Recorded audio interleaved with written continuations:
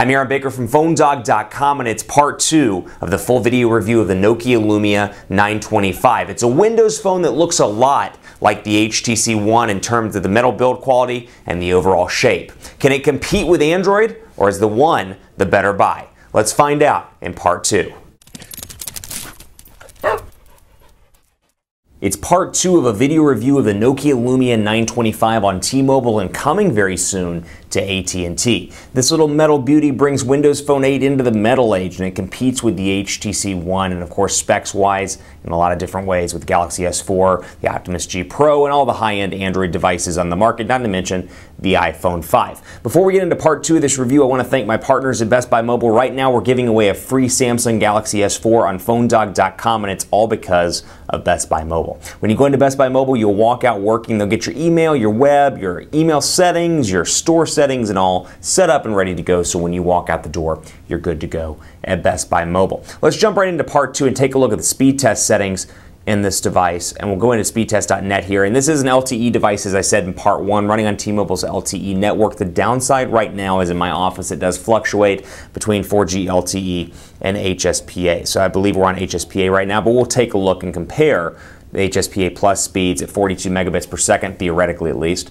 to LTE on the other carriers, and then of course on T-Mobile. I've seen LTE speeds in the Dallas metro area as fast as 10 megabits per second on T-Mobile. I expect those to only get better as time goes on, but as you can see here, these download speeds are not very impressive. It could be an issue in my office. Take this with a grain of salt. I've seen far faster speeds in day-to-day testing, but just to show you on camera, here's what I'm getting between download and between upload speeds. 0.63 megabits per second on the download, looks to be about 0.22 megabits per second on the upload. Not impressive. 0.14, even slower. Not impressive here, but you can see HSPA plus as 4G, and then of course when it switches to LTE, as you'd expect, it's running on 4G LTE. Let's take a look at the camera here. 8.7 megapixel camera. We've got a suite of applications or a suite of lenses pre-installed out of the box. I should point out that out of the box, ProCam is not installed, but what you do have installed, Bing Vision, Panorama, Cinemagraph, and SmartCam as well. Now ProCam is one of my favorites, but we'll jump into SmartCam, for example, and show you what it looks like out of the gate here. I can hold the phone steady and snap a quick picture. That was not holding the phone steady. The Moto Skip, for example. And I'll click here, and it'll take a bunch of different pictures and allow me to select the best one, as you can see there, lining those pictures right up. And I can go in and pick my favorite picture out of the bunch. And of course, it's capture best shot. We've got action shot. We've got motion focus, change faces.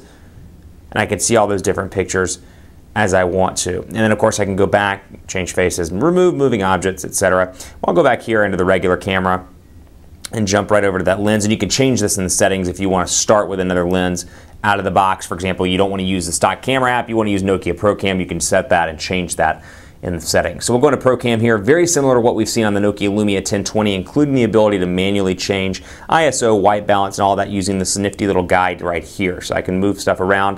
Does not mean to snap that picture. I can move my focus around if I want to. I can change my ISO, I can change my white balance, and more. Or I can just click up here and see all that stuff set to automatic right now. So click here, for example, half press to focus, full press to take a picture. Really a nice camera application. This is a great camera as well, but I want to show you what the images look like here. Nokia ProCam. I want to show you the one that I took a second ago. And look how clear that is. That's a a nano SIM card. Look how clear those numbers are. You can see those numbers. It's easy. I'm actually going to do this live on camera so you can take a look here as well just to see what the camera quality is like. Very impressive camera quality on the Nokia Lumia 925. Just holding this up right here, as you can see.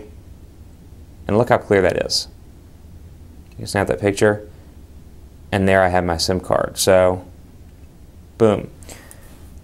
And swipe. Excuse me, I cannot swipe. This is the ProCam application, but you can see right there, really clean. You can see the ridges on the nano SIM card rather. You can even see the ridges in my finger as well, or fingerprint, as I like to call it. So overall call quality very impressive here. The same gripes continue on a Windows Phone 8. I wish you had a physical battery or a numeric battery percentage indicator up top here, and I wish this stuff stayed up top permanently. It's part of Windows Phone 8's, I can't talk today, Windows Phone 8's minimalistic strategy and keeping that stuff hidden.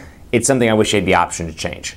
That said, you know what, it's Windows Phone strategy, we'll leave it at that. I also want to profile some of Nokia's applications, including Here Maps, Here Transit, Here Drive, and Here City Lens. One of my favorite being Here City Lens. I use this on a pretty regular basis when I have a Windows Phone 8 device in my briefcase and I'm in a new city. So you can see right here, here's the city lens for Dallas. I'm exploring Dallas, and let's say I'm new to Dallas. Let's say I just landed and I want to come in here and say, you know what, I'm in this random office. I want to find a good place to eat or drink in this area. Well, I can calibrate the compass. I'll do this on camera. Actually, I'll do this off camera to do it quickly as possible. Let's get it calibrated. And you can see my different places to eat and drink within my office area here. And then of course when I go into portrait mode, it shows me those different options. And let me calibrate the compass again. I don't know why it's asking me to do that so many times. There we go. McDonald's, Pizza Hut, Organic Cafe, Taco Del Mar, and it gives me information on where to find those and how far away they are from the office. Another application that I really enjoy, and this is actually a stock Windows Phone 8 application, is, and let me find it here, is, where did it go? I cannot seem to find it. Where did it go? Transfer my data. Let's see. Let me see. Can't talk. LMN. Can't find it. Anyway, we'll skip right over into App Social. Maybe I uninstalled it on the Lumia 925, but it was here out of the box. Not sure why it's not showing up. But we'll jump over here to our next thing that I wanted to cover, which is App Social. And you can see here Spotlight, the leaderboard of applications, bunch of different options here. Unknown error. My profile, featured, hole-in-one, and I can click on that, and it's a hole-in-one application.